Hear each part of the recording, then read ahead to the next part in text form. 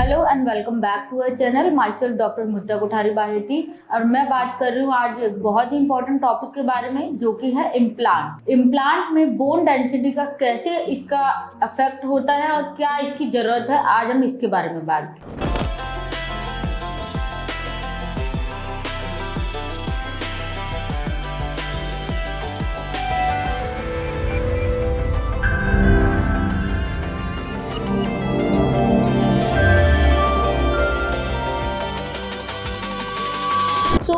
जब भी आप इम्प्लांट कराने जाते हैं तो उसमें हमेशा बोन डेंसिटी ही इंपॉर्टेंट होती है। क्यों? क्योंकि इम्प्लांट जो है वो बोन के अंदर ही प्लेस किया जाता है। तो अगर आपकी बोन डेंसिटी लो है तो उससे क्या क्या फैक्टर्स अफेक्ट होंगे। फर्स्ट, आपकी बोन की स्टेबिलिटी अच्छी नहीं होगी इम्प्लांट प्लेस करने के टाइम पे। बोन की हीलिंग ऑस्टियो इंटीग्रेशन अच्छी नहीं होगी। थर्ड एंड फॉरमोस्ट इंपॉर्टेंट चीज कि आपका लॉन्ग टर्म जो रिस्क है इम्प्लांट फेलियर का वो बढ़ जाता है, क्योंकि जब बोन में अगर इम्प्लांट प्लेस अच्छे से नहीं हो पा रहा है लो डेंसिटी की वजह से, तो वो इंटीग्रेट नहीं हो पाएगा और जो रिस्क है फैक्टर है फेलियर होने के इम्प्लांट के वो ज्यादा होगा। अब हम बात करते हैं कि हमें क्या क्या मेजर्स लेनी चाहिए। तो एज अ पेशेंट मैं आपको बताऊंगी कि आपको क्या क्या चीज का प्रिकॉशंस लेना चाहिए। हमेशा इम्प्लांट को प्लेस करने से पहले हम प्री इवैल्यूएशन करते हैं बोन डेंसिटी की। तो जब भी आपके डेंटिस्ट आपको बोले कि आपको सीबीसीटी, एक्सरे, ओपीजी जितने भी हमें ये करवाने हैं रेडियोग्राफिक, वो आपको करवाने जरूरी है, सो दैट कि आपका इम्प्लांट का जो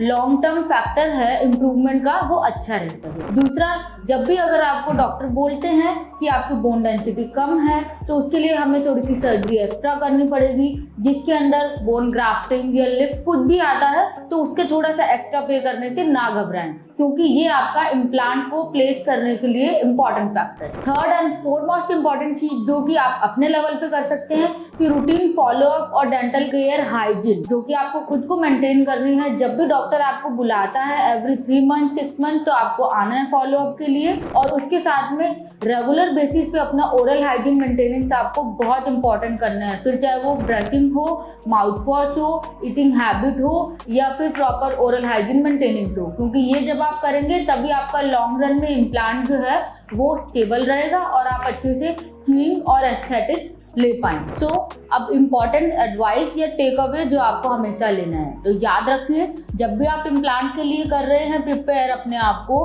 तो आपको प्री इवैल्यूएशन जरूर कराने हैं, क्योंकि स्ट्रॉन्ग बोन ही इम्प्लांट को प्लेस करने में हेल्प करे। दूसरा ये कि जब भी आपको डॉक्टर बोलता है कि ये हमें प्री इवैल्यूएशन के साथ में सर्जरी प्लान करनी पड़ेगी, तो उसके लिए ना घबराएं। और सबसे इम्पॉर्टेंट चीज कि आपको अपना ओरल हाइजीन मेंटेनेंस और फॉलोअप रूटीनली करा के रखना है, सो दैट कि लॉन्ग टर्म में आपका इम्प्लांट सक्सेसफुल रहे और आप एक हेल्दी स्माइल ले सकें। क्योंकि इम्प्लांट सिर्फ स्माइल मेंटेन करने के लिए नहीं, आपकी चीविंग एबिलिटी को भी मेंटेन करता है, साथ में आपके ओवरऑल फेस को भी इम्प्रूव करता है। तो ये थे कुछ टिप्स जिससे कि आपको पता चला होगा कि इम्प्लांट को प्लेस कराने के लिए हमारी बोन डेंसिटी कितनी ज्यादा इंपॉर्टेंट है और उसके लिए भी प्री इवैल्यूएशन, उसकी प्री प्रिपरेशन कितनी ज्यादा जरूरी है। तो नेक्स्ट टाइम आप आइए doctor Sachin Mittal advance dentistry clinic पे और अपने इम्प्लांट प्लेसमेंट के लिए रेडी हो जाइए। तब तक के लिए keep smiling, keep shining, bye.